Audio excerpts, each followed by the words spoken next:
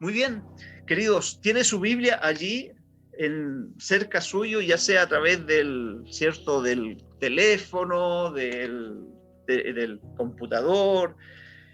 Me gustaría que abriera su Biblia en el libro de Efesios, que estamos avanzando en este libro, ¿verdad? Un precioso libro que habla de la nueva humanidad que hay en Cristo. Y me gustaría que abriera su Biblia en Efesios capítulo 4. Efesios capítulo 4, de los versos 17 al 32. La nueva vida en Cristo, ese es el título para este tema, para esta predicación. Hermanos queridos, allí tenga su Biblia abierta porque vamos a ir leyendo poco a poco los pasajes, los versículos y los vamos a tratar de explicar, exhortar. Usted, estoy seguro que usted tiene la intención de escuchar la palabra de Dios, ¿verdad? Sin duda. Sin duda que es así, porque creo que la palabra de Dios habla por sí sola. A veces nosotros no tenemos que adherirle muchas cosas. Si usted y yo nos concentráramos a observar la Escritura, a mirar la Escritura, ¿cierto? A mirar sus detalles, a contemplar lo que Dios dice allí, no necesitamos de explicaciones. No necesitamos grandes cosas para que la podamos entender, porque la palabra de Dios es inspirada por Dios para que todo hombre y mujer, niño, joven y adulto pueda entenderla en lo más simple y sencillo lenguaje que hay. De verdad, querido hermano. A veces pensamos que no se puede entender, que es enredada. No, el Espíritu es nuestro ayudador para comprender la Escritura. Y confíe en el Espíritu de Dios, porque Él está en usted. Amén. Así que yo quiero hacerlo lo más corto posible, pero ustedes saben cómo me pongo cuando predico. Así que de repente me pongo larguero, dicen algunos. Así que bueno, vamos a tratar de que no sea así. Bueno, hermanos, Efesios capítulo 4 del 17 al 32. Fíjense, pero que antes quiero decirles que en los capítulos 1, 2 y 3 de Efesios hemos visto cuánto Dios nos ama. Esos capítulos revelan el gran amor que Dios ha tenido para con nosotros.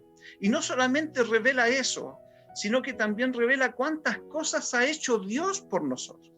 Si usted ha puesto atención en todas las prédicas o está leyendo el libro de Efesios, usted se va a dar cuenta cuánto Dios ha hecho por la humanidad allí en estos capítulos 1, 2 y 3. Fíjense que estos capítulos nos dicen que hemos sido bendecidos con toda bendición espiritual en Cristo. También nos dicen que fuimos escogidos, fuimos adoptados, fuimos predestinados, fuimos redimidos, fuimos sellados. Y aunque estamos muertos en pecado, aunque estábamos muertos en pecado, Dios nos dio vida juntamente con Cristo. Esto es increíble lo que dicen estos 3 capítulos de Efesios. Es algo maravilloso. Si usted lee, trata de concentrarse y contemplar lo que Dios dice, usted va a encontrar allí cuánto Dios le ama y cuánto Dios ha hecho por usted también. Es algo muy lindo si usted lo puede hacer. Hermanos, es maravilloso saber y entender todas las cosas que Dios ha hecho por nosotros. Y fíjense que los creyentes son personas que han experimentado la tremenda gracia de Dios en su vida. Pero por consiguiente a eso, tienen la gran bendición y responsabilidad de vivir una vida transformada. Y esa transformación que Dios ha hecho, porque hemos experimentado esa gracia de Dios, y Dios nos ha transformado y cambiado, pero tenemos esa responsabilidad y esa bendición de vivir una vida transformada, cambiada. Y fíjense que esa transformación se debe manifestar en la vida de la iglesia, en su vida con la iglesia, en su vida personal, en la vida familiar y también en la vida en sociedad. Es allí donde también se tiene que manifestar esa transformación. Bueno, el hermano Pedro el domingo pasado nos introdujo en el capítulo 4, que tiene que ver con la vida práctica del creyente. Desde ese capítulo en adelante ya no es todo teoría, ya no es todo mencionar lo que Dios hizo, sino que Pablo comienza a hablar sobre la vida práctica del creyente. Y fíjense, hermanos, que me impresiona cómo Pablo comienza esta sección práctica. En el verso 1 del capítulo 4, Pablo dice que debemos andar como es digno de la vocación con que fuimos llamados. Debemos andar como es digno. Pablo nos exhorta ahí, iniciando este capítulo 4, a vivir dignamente. Y fíjense que la palabra digno allí quiere decir andar de manera apropiada, balanceada. En otras palabras, quiere decir que nuestra posición en Cristo debe estar balanceada con nuestra manera de vivir. Es decir, que nuestra manera de vivir, en otras palabras, o cambiando nuestra frase, nuestra manera de vivir debe estar acorde o debe ser apropiada con la vocación con que fuimos llamados. Fíjense, hermanos y amigos, si Dios ha hecho todo por nosotros, como lo leíamos en capítulo 1, 2 y 3 de Efesios, si Dios ha hecho todo por nosotros, entonces nuestra vida no puede seguir siendo un desastre. Si Dios ha hecho todo por nosotros, entonces nuestra vida no puede seguir dando pena, como dicen algunos jóvenes. Nuestra vida ahora debe estar alineada, debe ser congruente con la posición que tenemos en Cristo. Usted ya no es cualquier persona. Usted ha experimentado la gracia de Dios.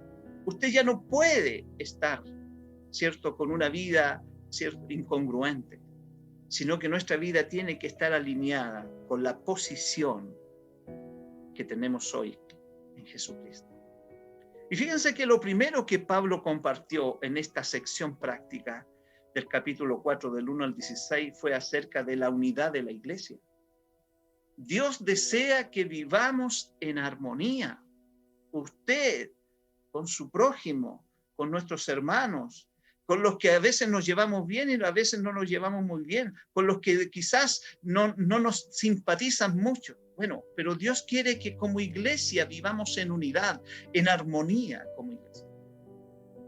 Pero ya esta parte la predicó el hermano Pedro Durán, la abordó en su totalidad en la prédica pasada, así que yo no la voy a repetir, solo la menciono. Y ahora veremos la segunda parte de este capítulo 4, los versos 17 al 32. Y allí que busque su Biblia, porque vamos a ir leyendo algunos pasajes, versículos.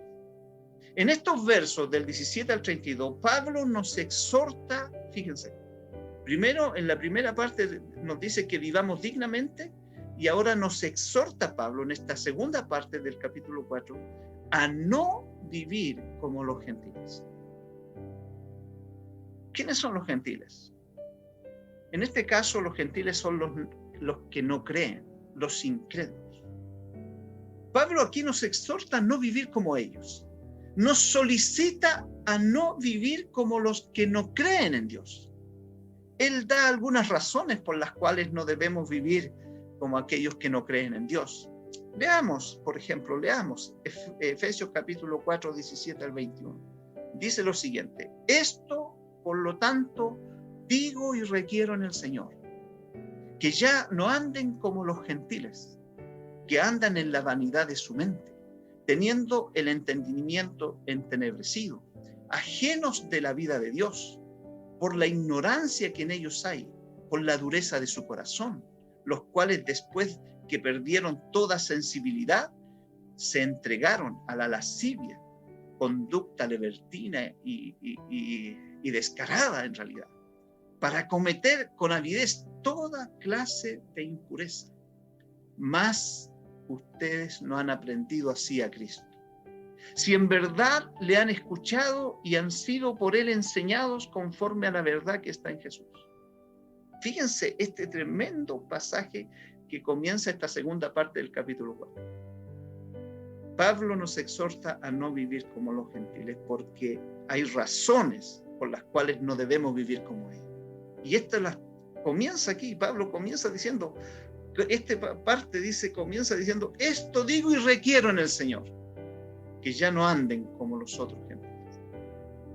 Lo que Pablo nos está diciendo aquí no es una sugerencia, hermanos. No es una simple solicitud, sino que es un requerimiento. el Hijo de Dios, el hombre que ha experimentado la gracia de Dios, el hombre que se ha encontrado con Cristo, el hombre que conoce el Evangelio, el hombre que se ha arrepentido. No es una sugerencia para nosotros, es una demanda en el Señor. Demanda. Requiero, dice, requiero de tu vida, que no andéis como los gentiles, como los incrédulos, como los que no creen en Dios. Requiero en el Señor, dice Pablo, que no sigas su conducta, que no sigas sus patrones de vida o la forma de vida de los incrédulos, los cuales viven engañados. Eso es lo que requiere Pablo, que no sigamos la filosofía de ellos, que no sigamos la tendencia de ellos. Hoy en día, hermanos, el país se ha ido polarizando cada vez más. Y incluso los creyentes se han ido polarizando frente a las diferentes posturas. Y el Señor nos demanda, nos requiere, nos demanda que no sigamos la forma de vida, sus pensamientos, sus estrategias, sus ideologías. Y aquí muchas veces vemos hermanos nuestros en muchas iglesias que tienden, hermano, ¿cierto? Tienden a inclinarse por una por otra posición, como desconociendo un poco las demandas que hace el Evangelio, la palabra de Dios. Nosotros somos un pueblo distinto. Tenemos que mantenernos en una posición diferente. Podemos intervenir, podemos nosotros participar en nuestros deberes cívicos, pero no podemos polarizarnos. No podemos dejarnos llevar por sus patrones, por sus estrategias, por sus ideas, por su filosofía política. No, porque nosotros nos guía, ¿cierto?, otro tipo de valores, otro tipo de pensamiento que está centrado en Cristo, en su palabra, porque somos otro tipo de pueblo. Y esto es lo que nosotros debemos evitar hoy en día, esta polarización. Nosotros tenemos, por eso es que Pablo dice estar unidos. La primera parte práctica le pide a la iglesia que deben estar unidas. Y estar unidos en Cristo, en su pensamiento, en su enseñanza, en el amor, en la fe. Estas cosas que suceden a nivel, ¿cierto?, de país, humano, de polarización política, de partidos políticos, no nos pueden dividir a nosotros. No nos pueden dividir. Cuando nos dividen, cuando yo me dejo llevar por su forma de vida, por su forma de pensar, entonces comienzo a ver en mi hermano, ¿cierto?, una barrera, un choque, un distanciamiento, porque el otro piensa de otra manera. No nos pueden dividir estas cosas, por el contrario. Hermanos queridos, como dice Pablo, requiero en el Señor que nos sigas sus patrones, su conducta, su forma de vida, su ideología, su partidismo político. No los puedes dividir. Pablo dice esto, hermano, porque la forma en que viven los que no creen en Dios y sus tendencias reflejan su condición espiritual caída. Y nosotros ya no estamos en eso. Acuérdese de eso, su posición en Cristo. Por eso es que Pablo dice que no debemos vivir como los que no creen, como los incrédulos, como los gentiles, porque su condición, ¿cierto?, espiritual caída se ve reflejada en sus tendencias, en sus pensamientos, en sus ideas, en sus patrones de vida. Y Pablo muestra algunos rasgos que caracterizan a estas personas, a las cuales Pablo nos dice que no debemos seguir, ni imitar, ni vivir como ellos viven. ¿Por qué? Porque fíjese lo que dice el verso 17, porque andan en la vanidad de su mente, dominados por su orgullo, por el afán excesivo de ser admirados. Por eso es que no debemos seguirlos, porque la vanidad es un tipo de arrogancia, de engreimiento, una expresión exagerada de la soberbia. viven en una ilusión que está sembrada en su mente, viven en una vida fugaz y sin sentido, encapsulados en una burbuja, en algo irreal, efímero.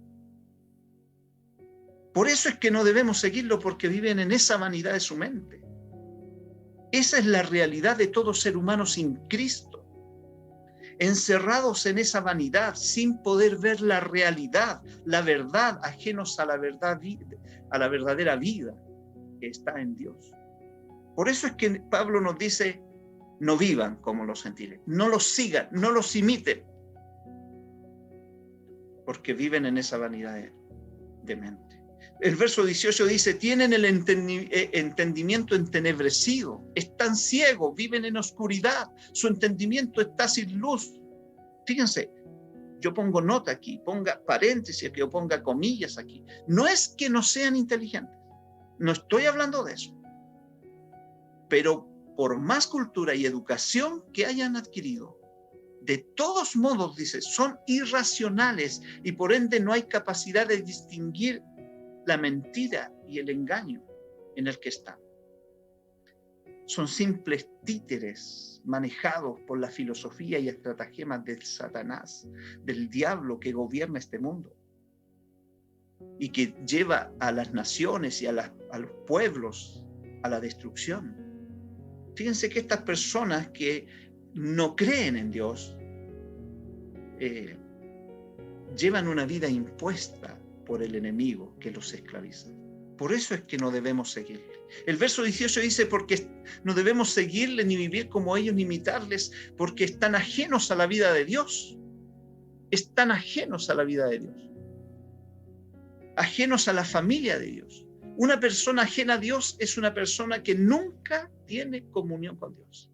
Su corazón ignora el Evangelio, ignora los patrones de la Escritura, ignora los principios del reino, ignora la vida que Dios tiene, que nos da. Y el versículo 18 y verso 19 dicen que tienen un corazón duro y no tienen sensibilidad. Han perdido toda sensibilidad. Esto se refiere, hermano, a que perdieron todo pudor moral. Se volvieron impúdicos, obscenos, lujuriosos, sin conciencia moral, insensibles. Pablo describe a las personas tal como la vemos expresada hoy en nuestra sociedad.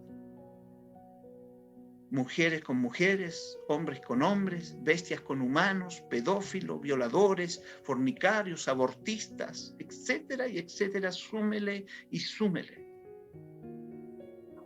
Y todo esto sucede, hermano, porque el hombre sin Dios encontró la forma de acallar su conciencia para no sentir dolor ni vergüenza por su inmoralidad. Cuando alguien hace algo malo, la conciencia genera una represión y dolor por la maldad cometida. Eso es inalienable, está naturalmente en nosotros. Pero cuando se ejercita tanto la maldad, se acalla la conciencia y se vuelve insensible al dolor de ella. Por ejemplo, así como un boxeador entrena para no sentir el dolor de los golpes, así la persona sin Dios se hace insensible a la voz y al dolor de su conciencia.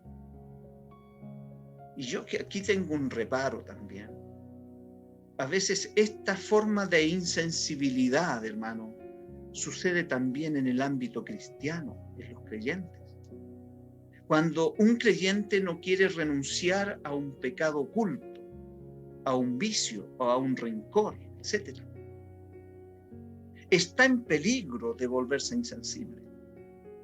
Esta es la razón que explica cómo algunos que se dicen cristianos, pero viven conviviendo con pecados ocultos. Allí está la respuesta, porque se han vuelto insensibles a su conciencia. Y ya no les llama la atención, sino que se han dejado esclavizar por ese pecado oculto. Y ya no tienen dolor ni vergüenza por lo que hacen. Yo te invito, querido hermano y hermana, examinémonos. Hay un salmo precioso que habla: examíname, oh Dios, y conoce mi corazón, y ve si en mí hay camino de perversidad, y guíame por el camino correcto. Examinémonos, hermanos, porque quizás ya no nos hemos vuelto insensibles a la voz de nuestra conciencia. Y peor aún, si nos hemos vuelto insensibles a la voz del Espíritu. Ahí sí que sería aún más peor.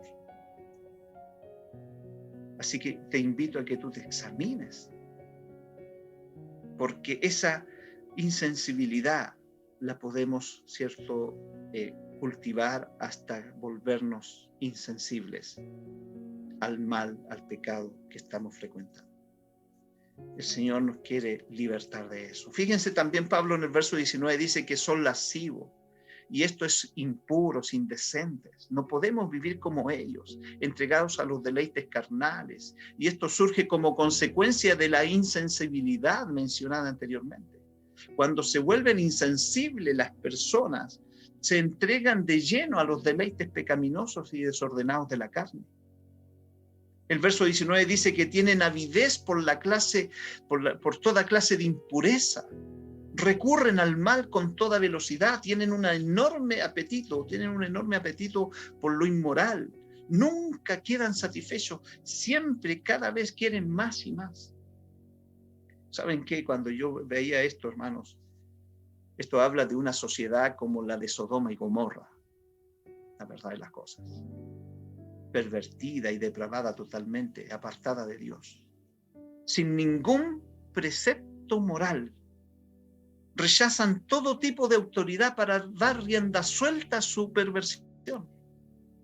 En este sentido, los efesios a los cuales Pablo estaba hablando, como cultura estaban muy mal, porque ellos idolatraban a la diosa Diana, que era la diosa del sexo, de la fertilidad, y por ende daban rienda suelta a toda clase de perversión desenfrenada.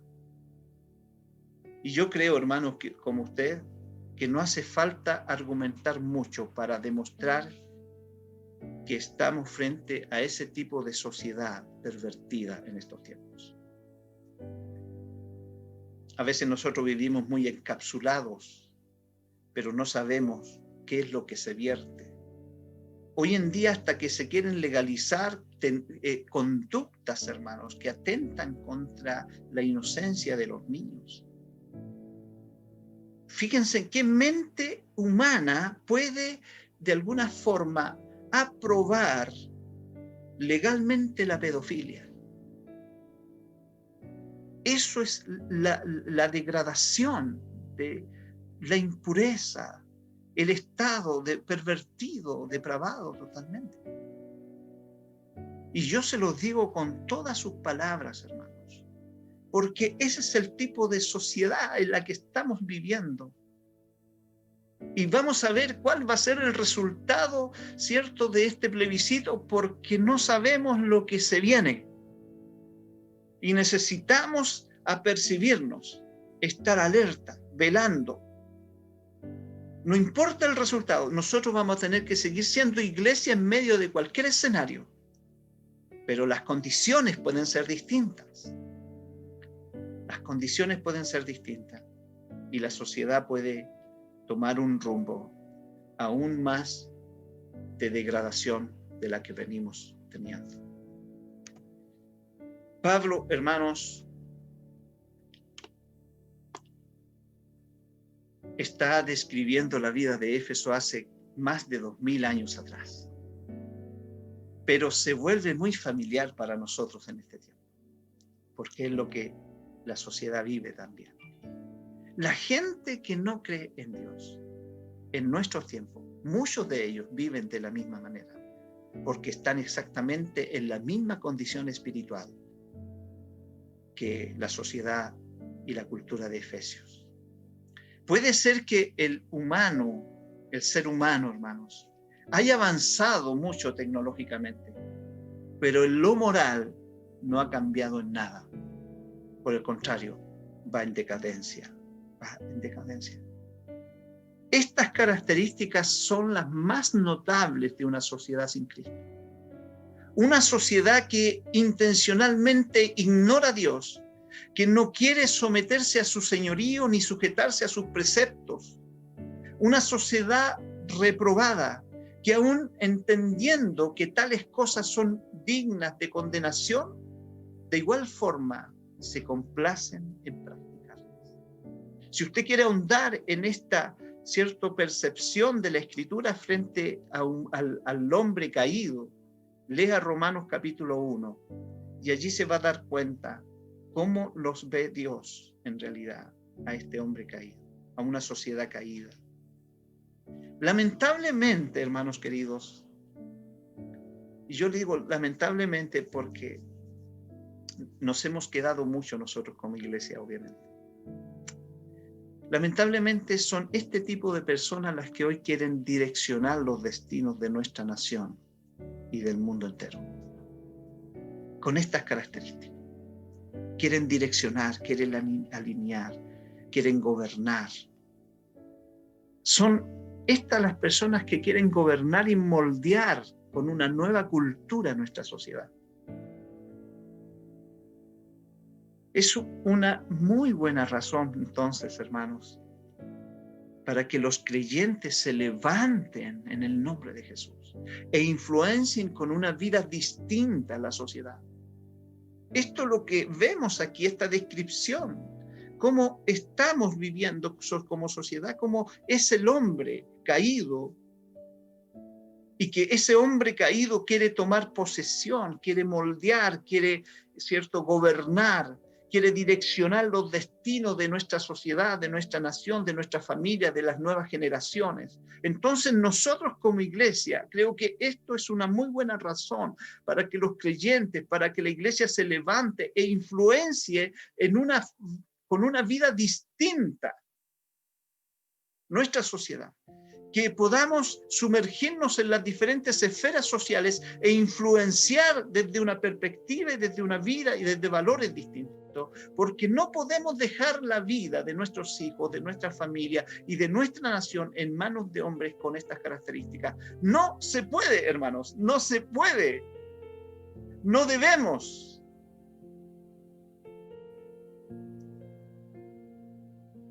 Hermanos, Pablo menciona estas razones, estas muy buenas razones para que los creyentes no imiten, no sigan la forma de vida de ellos, no vivan como los que no creen. Por el contrario, vivan de manera diferente e influencian de manera diferente la sociedad, las familias, la nación. E incluso esperemos que algunos puedan llegar a gobernar y a delinear y a moldear, a modelar para nuestra nación. Bueno, esas son las características que Pablo muestra de los gentiles, de las personas que no creen en Dios, que están sin Dios y que nosotros no debemos imitar. Por eso es que él dice, ¿cierto? No los imiten, no los sigan. La vida cristiana, hermanos, es totalmente opuesta a esta forma de vida contaminada y desviada que Pablo describe de aquellos que no creen en Dios. La vida del creyente ha sido radicalmente transformada por el poder de Dios. Dios ha venido al creyente a través de Cristo y le ha dado una nueva naturaleza, dice, por ejemplo, como lo dice 2 Corintios capítulo 5, verso 17. Fíjense lo que dice, de modo que si alguno está en Cristo, nueva criatura es. Las cosas viejas pasaron, he aquí, todas son hechas nuevas. Pero esta nueva vida, esta transformación interna, debe evidenciarse a través de una vida externa. Debe evidenciarse en el comportamiento del creyente. Ya no podemos vivir como los que no creen. Para ello, Pablo dice en los versículos 21 al 24, si en verdad le habéis oído y habéis sido por él enseñados, conforme a la verdad que está en Jesús. Entonces, en cuanto a la pasada manera de vivir, despojaos del viejo hombre que está viciado conforme a los deseos engañosos. Renovaos en el espíritu de vuestra mente y vestíos del nuevo hombre, creado según Dios en justicia y santidad de la verdad. ¡Wow! Lo que el verdadero creyente debe hacer para no andar como los gentiles es despojarse de la antigua vida, renovar su forma de pensar y aprender a comportarse conforme al nuevo hombre que ha sido creado por Dios en justicia, santidad y verdad. Este nuevo hombre creado según Dios en justicia y santidad de la verdad es creado de acuerdo al molde de Dios. En otras palabras, conforme a la imagen de Cristo. Este nuevo hombre creado en justicia, santidad y verdad es creado por Dios de acuerdo a la forma de Cristo, con su mente, con su carácter, con su corazón, con su espíritu, con su autoridad, con su gracia, con su compasión. Fíjense que Pablo nos dice en los versos 25 al 29 que este nuevo hombre se hace visible o muestra su nueva naturaleza cuando, por ejemplo, desecha la mentira y habla la verdad a su prójimo. Cuando ya no se pone el sol sobre su enojo, cuando ya no roba, no hurta, sino que trabaja, como dice, cierto, allí Pablo, haciendo con sus manos lo que es bueno para que tenga que compartir con el que padece necesidad. Este nuevo hombre se hace visible cuando ya no habla palabras corrompidas, sino la que sea buena para la necesaria edificación.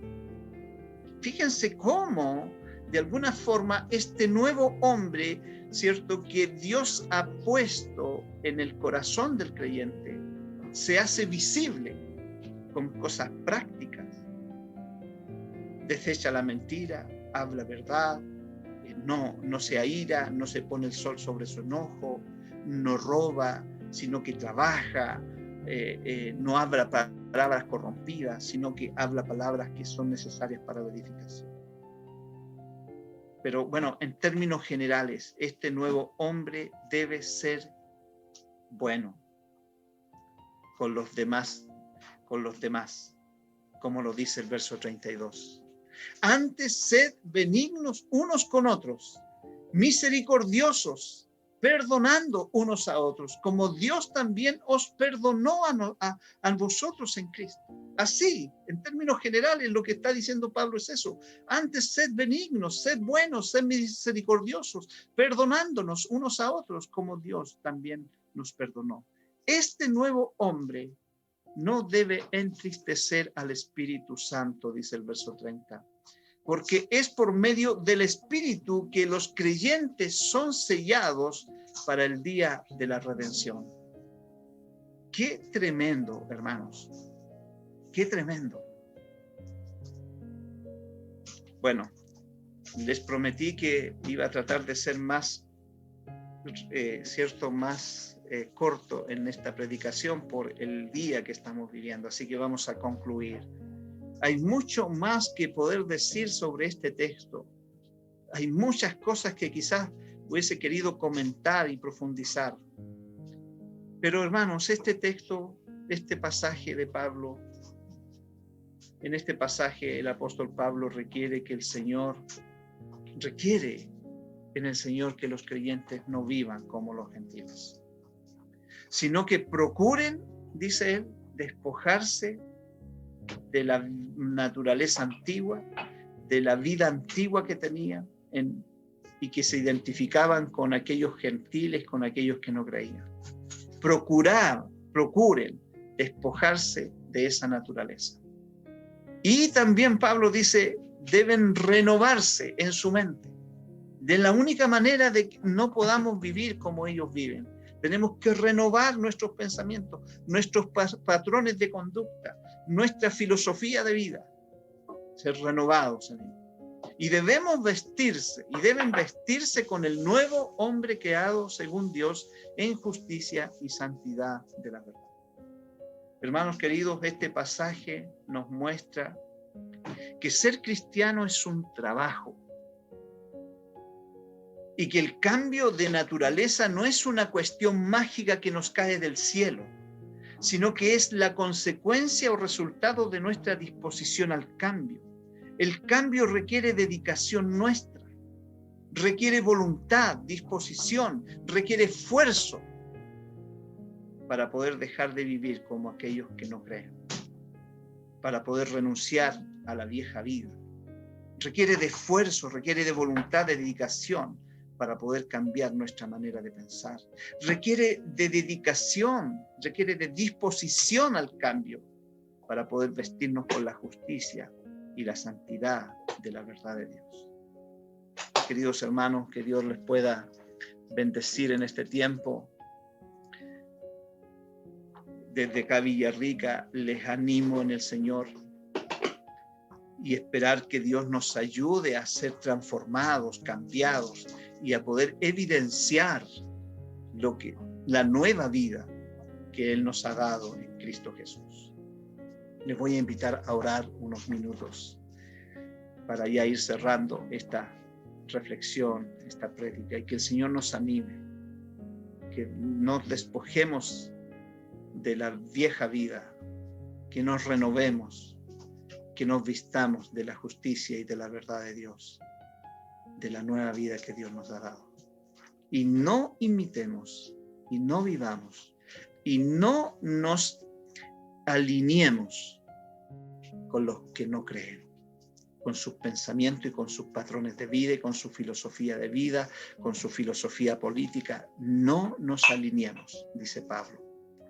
No vivan como ellos, porque somos un pueblo diferente, porque ya hemos sido transformados, porque ya, hermanos, Dios nos ha dado una nueva naturaleza, la cual espera que nosotros cultivemos, trabajemos para su gloria. Vamos a orar, vamos a orar.